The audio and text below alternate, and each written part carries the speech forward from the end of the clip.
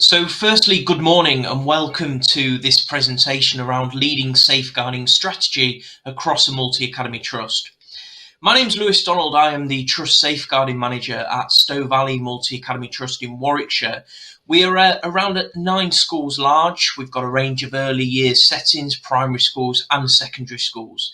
And I've been in post since January last year, and it's been a real pleasure to kind of come into this world of multi-academy trusts, having previously been a senior leader in a large academy school in Nottingham. So my talk today is going to take you through just one approach to developing an effective safeguarding strategy across a MAT, helping you to start to think about some of the key features that make up a really strong and effective approach to safeguarding leadership within a trust. Now, I want to start with a quote from Sir David Carter and Laura McKinley from their new book, Leading Academy Trusts, Why Some Fail But Most Don't. So to paraphrase, they talk in the book about this idea of taking leaders to best practice and not forcing best practice upon leaders. And I think that when we start to think about safeguarding, we can recognise that for each school, they have their own different challenges and their own individual context. And it's really important that we apply that same principle in order to allow leaders that scope to identify the right practices for them when it comes to supporting children and families within their schools. Now, in terms of being a multi-academy trust leader, we know that one of the main challenges for trusts in all areas is applying consistency. And the multi-academy trust safeguarding leader isn't exempt from that by any stretch. In fact, their role is to start to pull everything together in a way that isn't just for governance type consistency, but ensures actual best practice is in place everywhere all the time. We know that with safeguarding, you can get things right a million times and it never be commented upon, but actually you get something wrong just once and a child could be significantly harmed as a result. So it's important that when looking at this from a MAT's perspective, we understand some of the challenges that schools face when it comes to leading safeguarding. This year alone has highlighted to us some of the importance of understanding those relationships between local schools and their communities. In our multi-academy trust, we've been really fortunate to be led by a strong CEO who values the real important culture of working together to support our families. Our CEO, Ranjit Samra, is really passionate about this idea of schools being a part of the community and the community being a part of the school, and the MAT being almost ahead of that family of schools that supports them to develop their relationships with families and young people. I don't know about your schools, but our designated safeguarding leads have been very much safeguarding from the front door during the lockdown period. Hearing of that great work has helped me realise that part of my role at a MAT level is to ensure that actually we don't just apply generic strategies, but instead we understand what the context is for each school, understanding the relationships between local leaders and local communities, as it helps to make sure that when we get that and we understand that our strategies fit the needs of each individual school. Those strategies must allow for school leaders and the school community to go on to develop individual approaches to building relationships, identifying children at risk of harm, and offering early help. And our role here as MAT leaders in safeguarding is to start that groundwork, really, to give school leaders that place where they can start from, the confidence, skills and knowledge to be able to go forward and learn about their community, understand their young people, and start to build on the process framework that we create and we deliver to schools to develop their own bespoke approach to supporting young people. So in terms of how we get to that position, then it's all about understanding these four concepts. And for me, it starts with a particularly important focus on effective partnerships. And those effective partnerships as a MAT safeguarding lead come in a range of different forms. It's important that you have an effective partnership with local leaders, both school leaders and community leaders. It's important for that reason that you can understand, as I said a moment ago, what those challenges look like for young people within your school. It's important to have effective partnership arrangements in place with your local authority, your local policing team, and any other community services that are in and around your locality that are there to support children and their families. Ask yourself, who is the local social care manager? What's your relationship like with them? Who's the local children and families lead within the local authority? What does the local neighbourhood police inspector do within your locality? Because it's these questions that help you to understand the role of stakeholders within your community and start to form those effective professional relationships that will support a school level approach to early information sharing that inevitably goes on to safeguard and promote the well-being of young people within your school, but also allows you to contribute to the wider safeguarding picture in relation to young people within the wider community.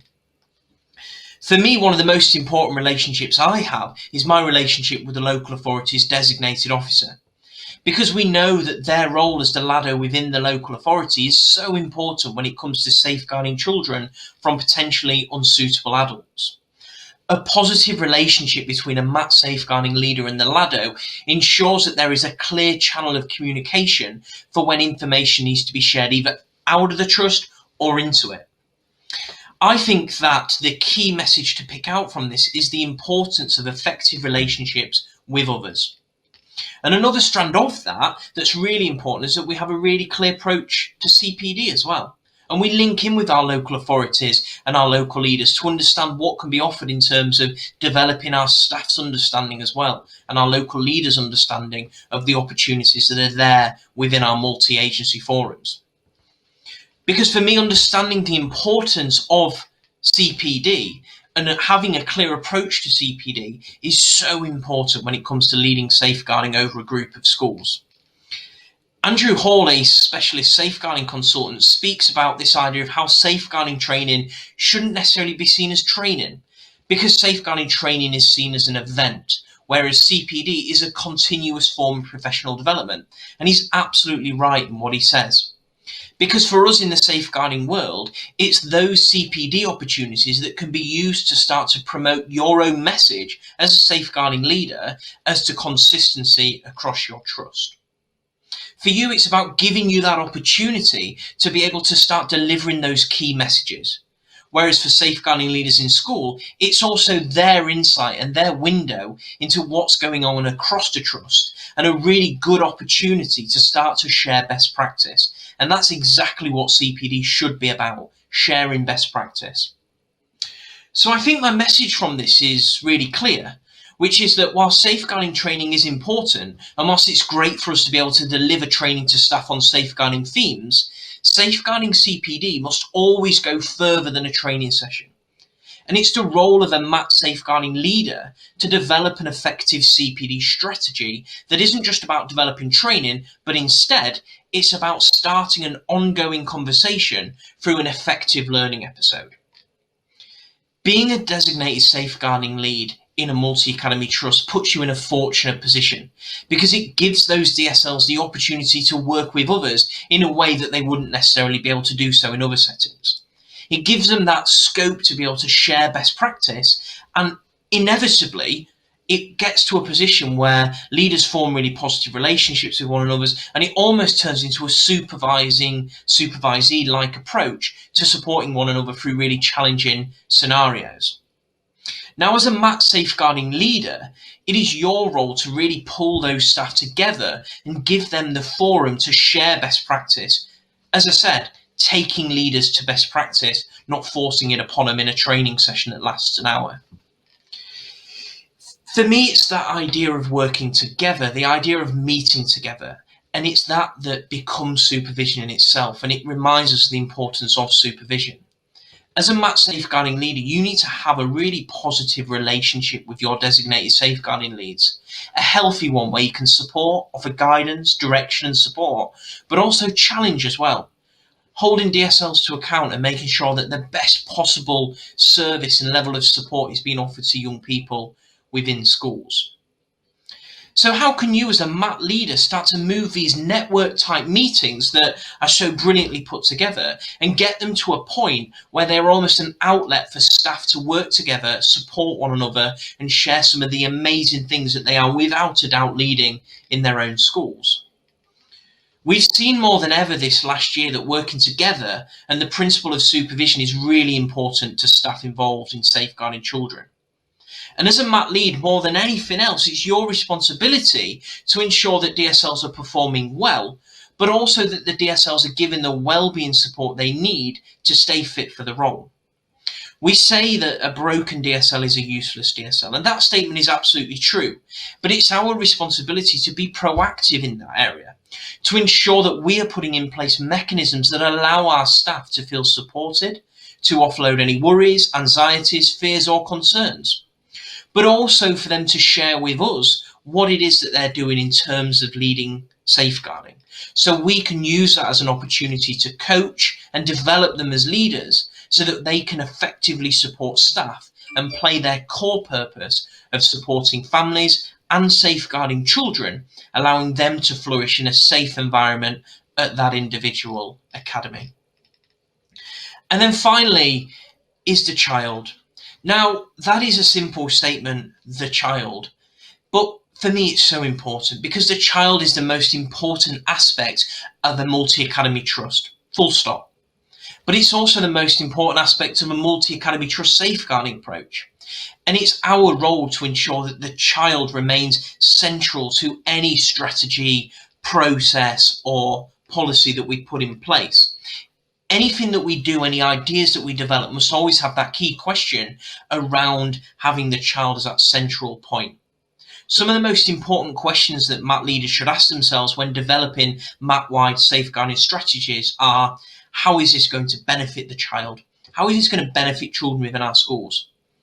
And how is it going to benefit or support the MAT or the academy in leading a culture or developing an environment where children can flourish, learn and develop? I started to mention there this idea of context, and I think this is a really important point to pick out when we start to think about safeguarding within schools. Because as a MAT safeguarding lead, you will be influencing safeguarding across a range of different schools that will inevitably be across a vast geographical area. And it is for that reason that it's going to be broadly impossible to align the context of one school with every other school or setting within your MAT. I always tell MAT leaders of safeguarding that it should be the first job that you do when considering any new safeguarding approach to get out to schools and understand what the challenges are for not just school leaders, but for young people within that school, within that community. What does it feel like to be a young person in that school, to live in that community, to travel to school on that school bus or that train, or to walk to school through that park? What does that feel like? Because when you understand that side of it, you start to understand the context of the school. What does the context say about that school? Because once you understand that context, you're going to instantly have a window into the success of any future strategy or opportunity that you give to that designated safeguarding lead. And it's important that you're willing and you're ready to stand back, adapt and change your processes, change your plan, change your strategy. Because as we're really clear in all areas of MAT leadership, is that one shoe doesn't fit all, does it? It's important about getting the right ideas to the right schools, taking leaders to best practice and giving them that opportunity to apply their own contextual approach to that broad idea or strategy. It's important that when you consider your procedures and your policies and strategies, that you aren't just kind of aiming that strategy or designing that strategy around one particular school that may be working really, really well or underperforming. For me, I think the best policies and processes actually come about when they're flexible enough that schools can apply their own local touch to them. One of the best ways to measure challenge and strengths is through quality assurance exercises. But quality assurance exercises shouldn't be solely seen as a governance exercise in itself. When you're going into schools with a checklist to tick off what isn't and what isn't there, yes, that is important, and that's part of a wider quality assurance approach. One of the most effective types of quality assurance work, however, is those that are underpinned by a model of coaching and demonstrate a level of understanding of the context that the school is working through and working in. One of the most important aspects of understanding challenges and strengths is understanding how you measure capacity for effective safeguarding in the school. The role of the MAT safeguarding lead is to measure capacity across schools in the same way that whatever organisation a strategic manager is in, they would look at that operational kind of effectiveness, the need to look at data and understand what it is that's working well and what isn't. But it's important that when we are looking at data and when we are evaluating operational capacity, that again we apply context to it and we start to understand what that actually looks like in real terms. So the three key areas that I look to when trying to make a decision around the capacity of leaders to safeguarding, or just the resourcing capacity of the school as a whole for safeguarding and creating and developing a culture, looking at how they are getting on in terms of meeting the children's needs, etc. Now, the first one is data. Now, with a lot more schools and academies using online child protection recording systems, it's becoming so much easier to analyse data that's coming out of schools. Because for me, when looking at data across the trust, it's very easy to pick out broad themes or emerging risks. As an example, we've seen since the lockdown period an increase nationally in the amount of concerns relating to mental health and self-esteem. And that is a picture that's absolutely been mirrored across our trust and many other trusts around the country. Being able to analyse your data and then use that data effectively to inform decision making is a really good starting point for supporting schools with bespoke coaching rather than just providing generic advice. But as we highlighted a moment ago, it's so important that you have those conversations with DSLs, sharing what you know, helping them to understand what it means to be data-led, and helping them understand what that data means to them in a real sense, helping them understand what challenges are around the corner, what the emerging threats are for that school and the young people within it. It's important, though, that you don't become blinded by data. Data will give you numbers, but what to do with those numbers and what they actually equate to in real terms, you can only know by speaking with the designated safeguarding lead and understanding what those challenges look like in real terms. For when you understand what it looks like, you're in a far better position to offer a more bespoke level of advice, guidance, and resources to put in place a supporting element to help them remedy or proactively address any emerging risks to young people. And then finally, and arguably most importantly, is the best measure that we've got, and it's our given quality to listen. Getting in and around schools to listen to staff and children gives us the best insight into the effectiveness of safeguarding in that setting. Understanding that staff and student voice for me is a really key indicator of successful safeguarding. Where we go into schools and see that DSLs are proactively seeking out the views of children and young people, listening to the staff, identifying CPD threads for staff in the same way that we would for DSLs and safeguarding staff, is for me a really key indicator again that something is really going right in terms of the leadership of safeguarding there. But when we do listen to staff, it's important that we listen and start to get a feel for what is it that staff are telling us about the culture of vigilance within that school. Are they telling you that they know who the DSL is? They know what to do about a concern, and where they do know that, are you seeing that as well when you look at the data, when you talk to leaders? Do you feel when you're walking around school and in and around that school environment that there's a real clear indicator as to a culture of vigilance and a culture of effective safeguarding?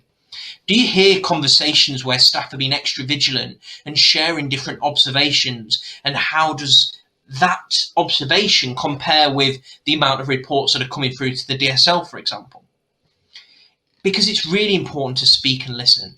But whilst it's important to speak to staff, we know that we get a lot from speaking with pupils as well.